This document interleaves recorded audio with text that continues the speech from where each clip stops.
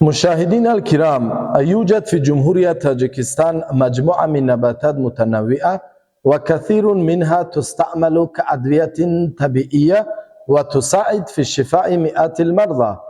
إحدى من هذه النباتات الطبية التي تنبت في تاجيكستان هي نبات أخيليا أو الألفية الأوراق، التي تعرض نموذج منها في قسم الطبيعة بمتحف الوطني.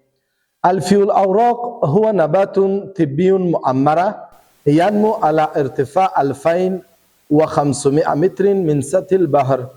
يزداد هذا النبات عن طريق البذور، وهي تنبت في كثير من مناطق جمهورية تاجيكستان مثل التربة الطينية والرملية والأراضي الصخرية والمناطق الجبلية.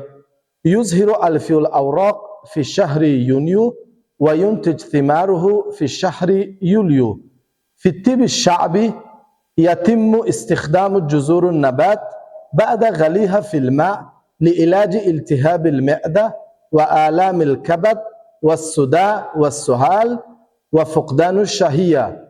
أعزائي المشاهدين، ولمزيد من المعرفة عن هذا النبات الطبي فتفضلوا بزيارة المتحف الوطني.